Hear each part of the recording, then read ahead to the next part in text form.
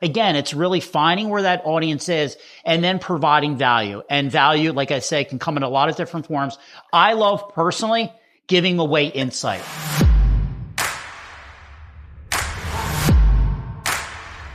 Hey, Millionaire University, you are invited to the main event. What event am I talking about? Well, you're going to have to listen to today's episode to understand how you can utilize the power of experiential marketing to leverage growth of your business. Today, we brought on Sheehan, who is an expert of this. He has a marketing agency that specializes in experiential marketing, and he's going to share with us what he has done to incorporate more of the personal touch when it comes to marketing and getting in front of your ideal customer and being in the places where they're already hanging out, and how you can leverage that into your business and even the scalability of it. So get ready to take some notes because today is going to be an event of epic proportions. Class is in session. All right. Welcome to the show, Ray. So great to have you. We're going to have a phenomenal conversation, I can already tell, about what you do and how we can help a lot of these business owners who are listening to have some enhanced marketing strategies under their belt. So thanks for coming on. Thank you so much for having me on the pod. Super excited about today's conversation. So yeah, anytime I can talk about marketing, experiential marketing, you have my attention. I love it. This is going to be great. So before we get into that, you obviously are a business owner yourself. You have a marketing agency. Can you give us a little background into where that came about? Have you always had a passion for marketing, experiential marketing? Where did that come into the picture? Just give us a little snapshot of how we got to where we are. Yeah, it's a great question. It's interesting, kind of like how we landed the plane. I actually came from the special event space. So at a very young age, for whatever reason, I always had a knack for engaging and interacting with people. And I love bringing people together. It was just something I had a real passion for as a promoter, as a DJ, as a concert promoter. Just love bringing people together. So my story started really producing events. And those events really turned into much large scale festivals, really, where we would take over major league ballparks and produce craft beer festivals and taco festivals and pizza festivals. Very lifestyle driven events is really I started. So when we would host these events, we had a lot of brands come out to our events. And really the brands were there to shake hands, kiss babies, interact with our attendees. And they were there to really sell products and services. Telecom, insurance, home improvement, banking, you name it. So that was my first kind of introduction into working with the brands by way of my events. And then once COVID landed on my lap and we could no longer produce events, I quickly had to pivot and figure out a way, okay, how can I still run a business? And that's where the experiential agency really started 4 years ago. Yeah, I think we all can agree that there were some major curveballs thrown when COVID hit, and we had to make some huge adaptations to the way that we run business. And some people, it was like a huge advantage. And for the rest of us, well, for a lot of people, it was major questions I didn't have to ask myself about how I'm going to function in business now. And in the event space in particular, yeah, that would be a huge transition that you're going to have to make. So what are some of the principles? Let's just break this down because I know that we can't create massive scale events all the time anyway. You might have budget restrictions. You might be starting out in a business, but I know that there's probably some elements to this that can apply no matter the size of your business. So can we talk about how you started to bridge that gap of saying, hey, we can still create experiences in our marketing without it being live and in person? Yeah. So there's a lot of your listeners or your audience probably have a business or they're thinking about starting their business. And there's a lot of different ways to market your business. The one area where we focus the most time and energy, and it comes back to my background of actually doing events. So for us, our strategy was, how can we take your brand and really integrate your brand or company into the fabric of the community? And to me, it's just another piece of your marketing strategy, whether you're doing pay-per-click or SEO or email marketing. To me, experiential marketing is just another vertical to go out and to really engage the community. And I love billboards. I love radio, love print. I think it all works, right? Advertising really works in frequency. So I'm not one of those guys that say that doesn't work or this does work. The one thing that I love about experiential marketing is it really gives you an opportunity to start to have a conversation with your target customer. And once you start having a conversation with your target customer, you start to really understand your customer so much better. And then more importantly, you start to really understand the company, your company. Maybe there's certain things that you should be doing differently. Maybe your customer service is failing, or maybe your audience or your customer is looking for a certain product extension. Clearly, when you're out there marketing, you're doing experiential marketing, you're marketing your brand. So ultimately, the brands that we work with, our report card is sales, right? They're out there for lead generation. They're out there to close business. So that's really the one that people probably focus on the most. But there's clearly a much softer side of taking your brand. And this could be small, medium, or large. There might be someone listening right now who has a very small business or a medium-sized business or a large Fortune 500 company. It really doesn't matter. All this is really applicable to any brand or company out there. And there's events come in a lot of different shapes and sizes to take your brand and get your brand out into the community. Yeah. Well, I mean, that's good to hear because I know, like I said, we're all coming in at different points in our businesses and looking for ways to create more of that connection. So talk to me a little bit about that, on what this looks like on a maybe granular level of creating more of that experience within our marketing efforts. Yeah. So the first thing you really want to decide, who is your audience? Like you really, and it's probably like a duh, but it's really important. Like you have to think about, okay, my target customer, where is my target customer when they're not interacting with my brand? Am I interested in a young active audience? Am I interested in a millennial? Am I interested in Gen Z? Am I interested in engaging our parents? Am I interested in really doesn't, to me, it's really understanding who your target audience is. And then when your target audience, again, is not interacting with your brand, where is he or she? Where can I find that target audience? So now it's like, okay, there's probably different retail partners. Maybe they're grocery partners. Maybe there's events. Maybe there's the local parade on Main Street. Maybe there's a festival. Maybe they're really into music. Maybe they're really into home improvement, whatever the case may be. So now it's like, okay, I know my audience. I know where my audience is when they're not engaging with me. Now I want to go to that area, to that space when my target customer has their barrier down, so to speak. And this is when I can go out and have that interaction and have a very organic conversation with my target audience. And again, this could be something that's very large scale. I mean, there's a lot of events and festivals out there, or this could be something that's very simplistic where I'm going to my local Ace hardware store in my local community on Main Street because my target audience is a homeowner.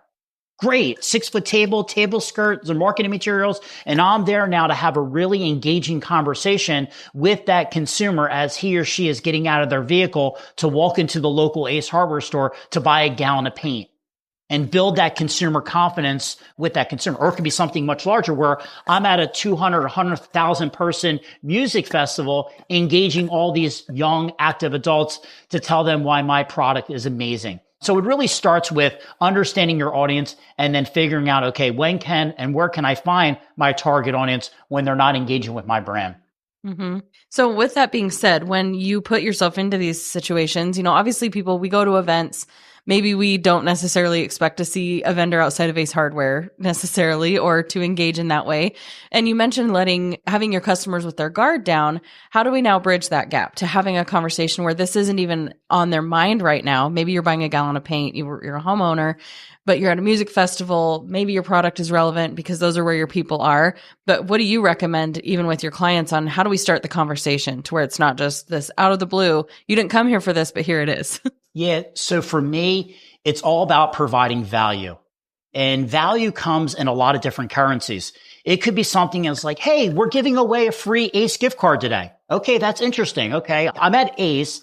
I'm not going to Ace Hardware because I'm going to the mall and just window shopping. I'm probably going to that hardware store because I actually need something.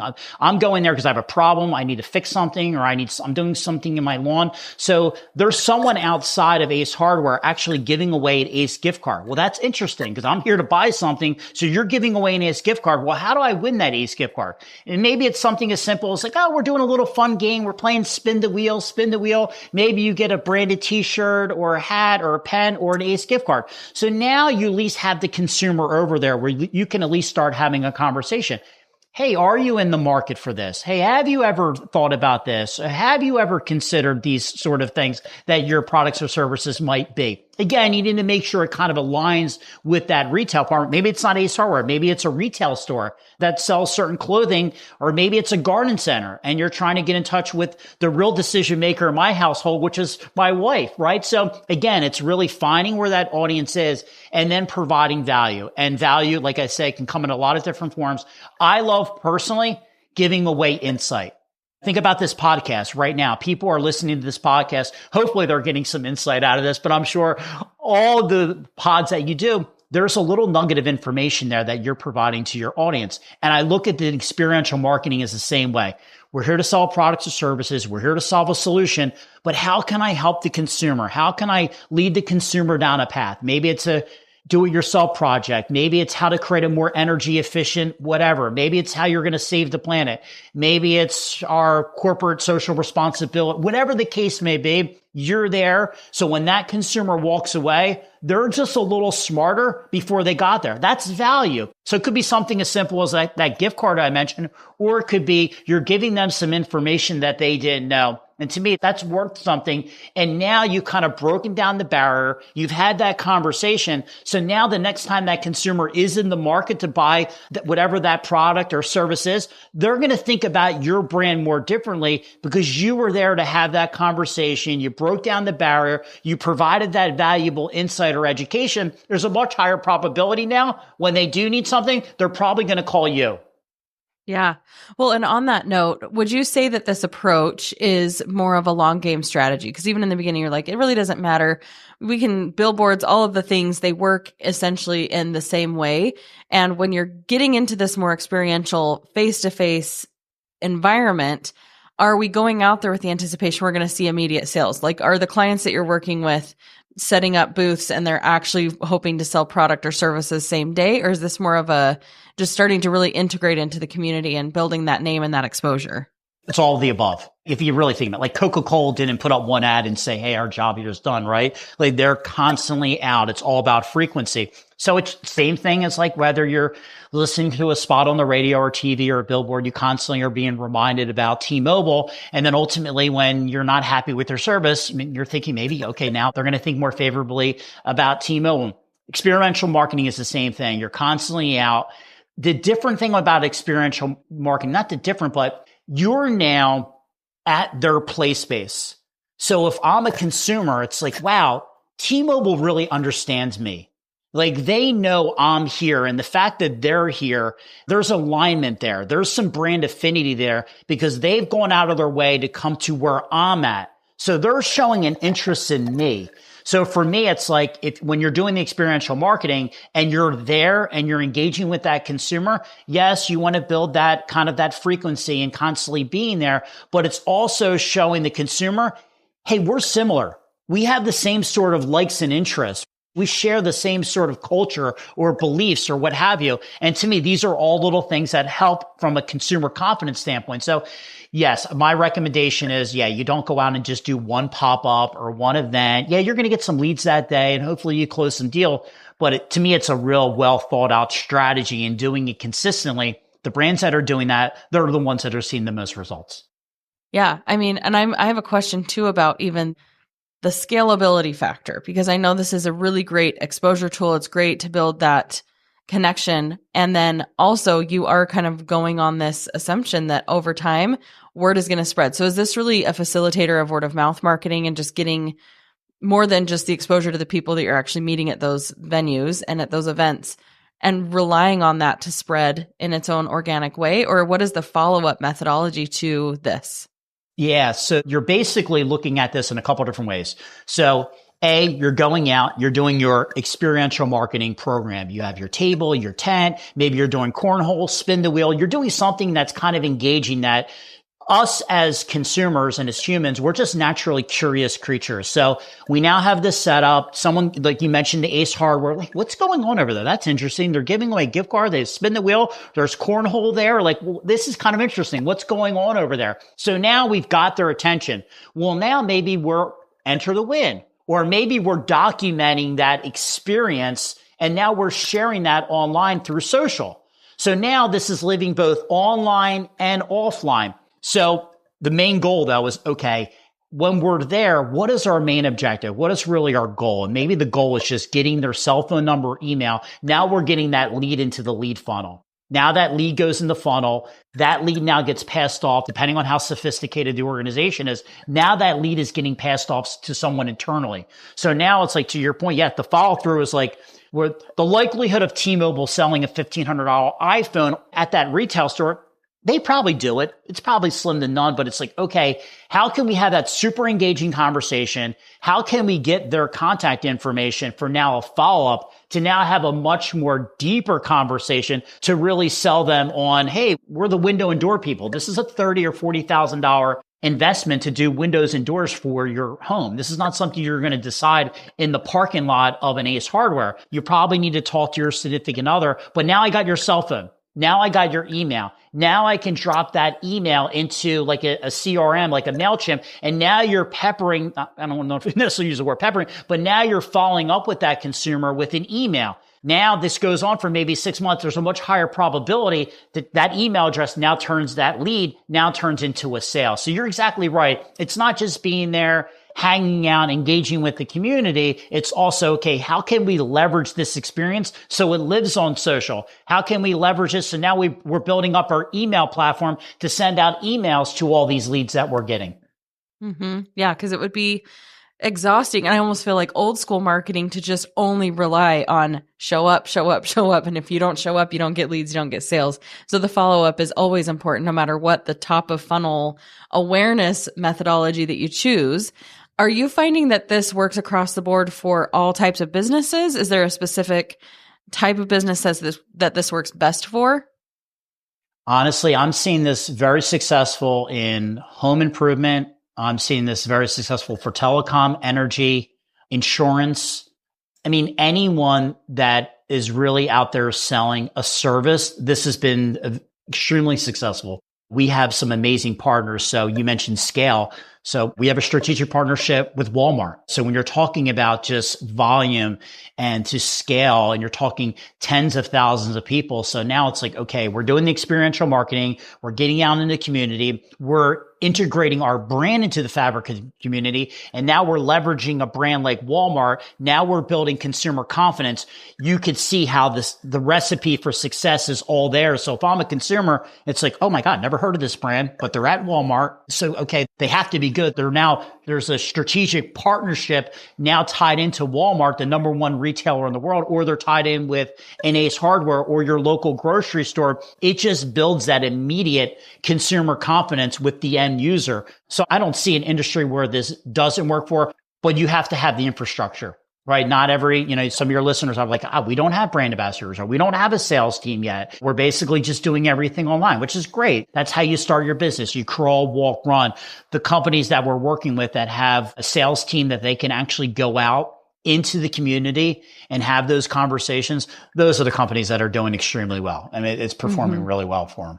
Yeah. When you say you have the strategic partnership with Walmart too, as we're talking about setting up booths, experiential marketing, are we talking about with placement of the product long term, or with doing these pop-up shops and things within Walmart?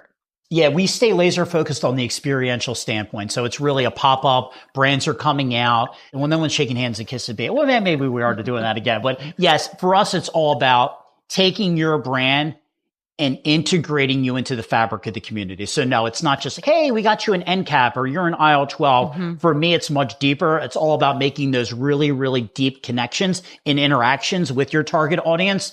So that's how we're helping the brands. We're not just kind of getting your product placed in the cosmetic section in your local grocery store. Our strategy is like, okay, let's actually get you out in the store to actually have those conversations with your potential target customer. And so this is going to look different, like depending on the size of my business. I could be a smaller scale, and it might be a recommendation of partnering with you guys and setting up the booth at Ace Hardware to help me. And I'm really maybe a 1 to 5 person team. Yeah. And then large scale where you have ambassadors, you have sales reps that are in all different states, and you're setting up partnerships with stores like Walmart where they can do pop-ups in multiple locations, even at the same time. And it's a much bigger, I imagine, strategy and picture on how you're doing that, but it works at all levels. It really does. So we have publicly traded companies that can scale and they're outgrowing. It's obviously for them, they're seeing fantastic numbers. And then we have your smaller, I don't want to say mom and pop businesses, but they're very small, 1 to 5 people. And they want to go out to a retail like an Ace or a Garden Center or a local grocery store that's seeing tens of thousands of people per week. And they're now taking their brand and exposing it to a whole audience that never even knew they existed. So it works for everyone. And all of our clients, they come in all different shapes and sizes. So anyone listening that has a very, very small business, we can help you. A medium-sized business, great, we can help you. And then, yeah, we're a publicly traded company. We can help you on an international level. So there's something for everyone there. You know, if your audience is a human, that human, when they leave their house, they go somewhere.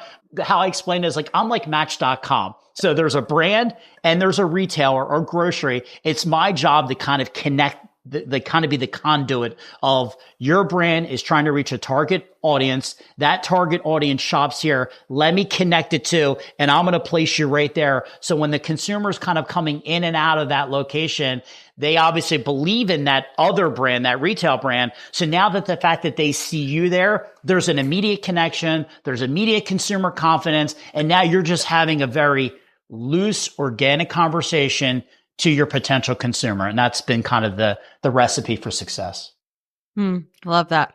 And it's great that that can work. So if I'm somebody who has this, I mean, really any level of business, but let's say a lot of our listeners are in the early stages of building something and I want to start stepping into this space. What does it usually look like to have that conversation with the vendors? I know your agency specifically has those partnerships, but if somebody listening is like, hey, I can't work with you yet, Ray, what am I looking at in terms of what are the steps that I take to start showing up at these events and making sure that I'm picking the right ones? And what do I need to be prepared for? What does the vendor need to understand about how is it advantageous for them to partner with me and those kinds of things? Yeah. So any one of your listeners out there that wanted to some deeper insight, they can contact us and I will help them for free just for them being a subscriber to your podcast. So first and foremost, love to help other business owners. But to answer your question, first things first, research and development. You really need to understand your brand and you need to make sure your company is prepared. You're going to go out into the field and have conversations. You're going to get leads. Guarantee you, I can tell you right now, you're going to get leads. Is your company set up from an infrastructure standpoint to what are you going to do with that lead, right? Do you have the capabilities? Do you have the bandwidth? Do you have the process? Do you have the systems in place? So there needs to be kind of like some things that need to be done kind of on the front end before you even get out in the field. Assuming for a second, you have your systems or processes in place. You're good. Like, Ray, we're doing online stuff. We're getting leads come in. We know how to do the fulfillment. Now we want to expand our reach, so to speak. I kind of mentioned at the very beginning of the podcast, you want to first identify your target audience and really think about, okay, we know our customer. We really truly know our customer. Granted, we'll probably get a little smarter about our target customer now that we're actually getting out in the field and having a conversation with them. But for the most part, we know who we're trying to engage. Okay, where is that customer when they're not engaging with us? So now it's like, maybe it's an event, maybe it's a retail store, maybe it's a high-end retail store, maybe it's like a clothing store, maybe it's who knows what it could be. It could be a lot of different things. Like I mentioned, garden centers and stuff like that. It could be the local bowling alley for all I know, whatever the case may be. And now it's going out and having a conversation with that retailer. And this is probably where we provide the most value. A lot of the retailers that we work with, and you know this, you've been in the mall and there's like that person trying to spray you with like that new age cologne or something you don't need. Like the retailers are very, very on high alert from a hardcore solicitation standpoint. So our agency has done a good job of really coming up with, hey, here's the code of conduct. Here's the best business practices. Here's how we want to engage the consumer while we're literally at somebody's home. We're at their place of business. So you can do this on your own, but this is probably the area where we provide the most value. And oh, by the way, we already had these contacts and relationships. But if they weren't ready to work with us, that would be my advice is make sure you first look internally. Make sure you have your system and processes set up in place. You know your target audience. Now you know where your target audience is when they're not engaging with you. Now you go out and engage those event producers, those promoters, those retailers, introduce yourself and talk about your amazing product and how you can provide some additional value to their customer. That would be my advice. Love it. This is kind of playing off of even the question before this, but when it comes to, we talked about follow-up, but even preparation and awareness leading into, Do you help with any marketing, or do you recommend doing some marketing saying, we're going to be here? This is, how radio shows say, like, we're going to be at this location on this day and we're doing these giveaways. I know we see ads that are promoting things like that. We're going to be at the farmer's market. We're going to be here. There's a company that's a local food truck, and they announce, on Facebook or through ads when they're going to be at locations throughout the state. So do you do some of that as well? Do you find that to be advantageous to promote awareness for the fact they're going to be there? Or is it pretty much just show up, and whoever organically shows up, that's who you're trying to talk to? Yeah, you're exactly right. So we put together a whole pre-plan before we even show up. And I mentioned those other things like from the last question is just making sure internally. Then it's the question of, okay, what are we actually doing there?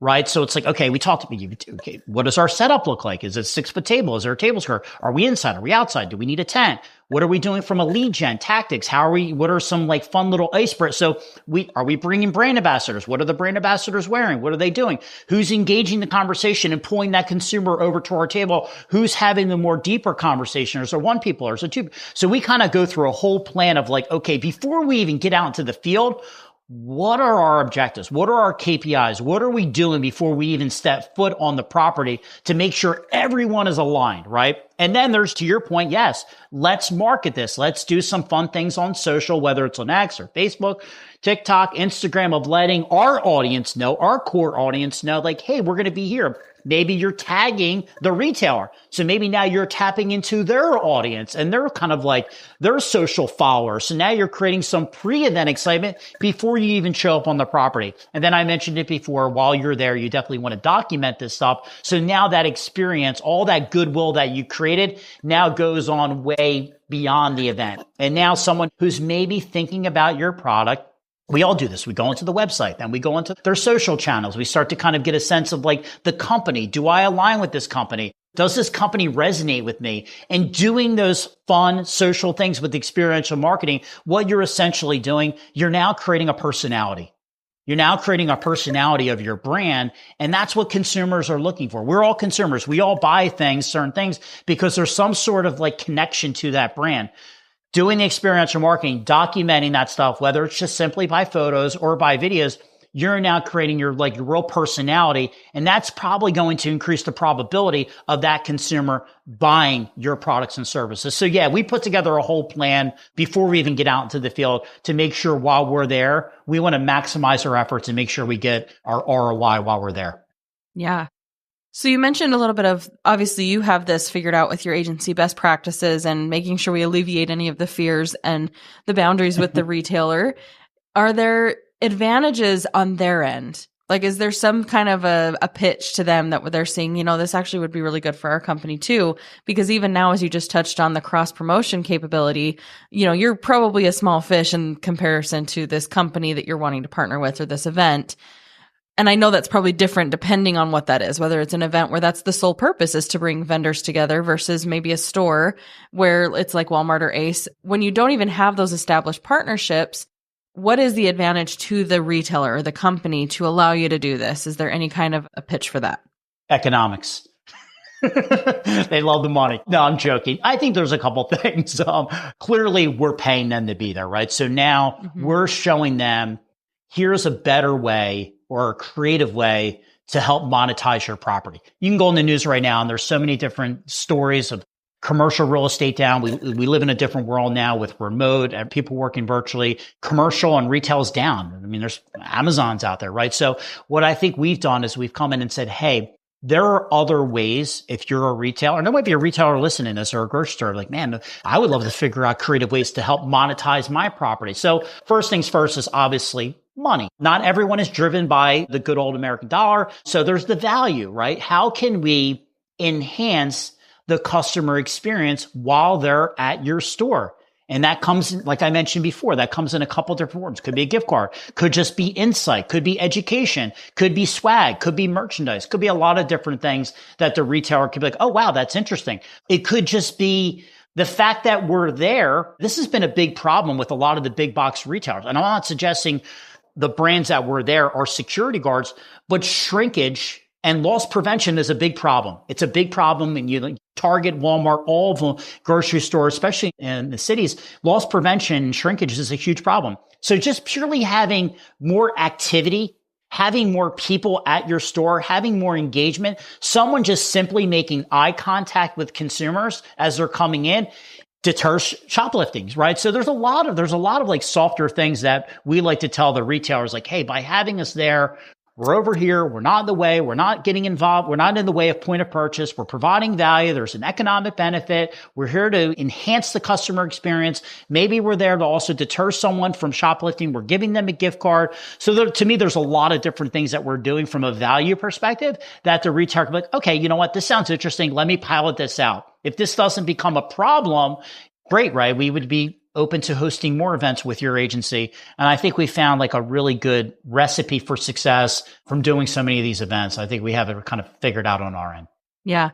I mean, I think this should have been obvious from the start in terms of this is going to be an expense of paying these venues to be there. I think I'm still in like pop-up shop and just being able to set up something, because we've done things with our kids with setting up a little shop in front of Ace Hardware and they didn't charge us for it. No. But this, where it's like, it usually is going to be the case, especially if you're in an event space where you have multiple vendors, this is going to be something you're going to have to anticipate spending money for. They're not going to do it out of the goodness of their heart of saying, yes, please come and promote your products within my business or in front of my business. So that's something we need to keep in mind too, is this, all marketing has an expense attached to it. So are you finding this dependent on location? Is this a moderate thing? Is this depending on size of the company? In what terms of an investment we're looking at to be able to show up in these places? It really depends. I mean, you're talking a couple $100s, tens of thousands of dollars. It really ranges. How many gift cards are we purchasing? What value are we providing as it relates to swag and stuff like that? But let's put it this way. We work with a lot of very, very small companies. So we're not talking a ton of money. I mean, to go to the farmer's market, it might be $50 or $100. They're not expensive activations. They're really not.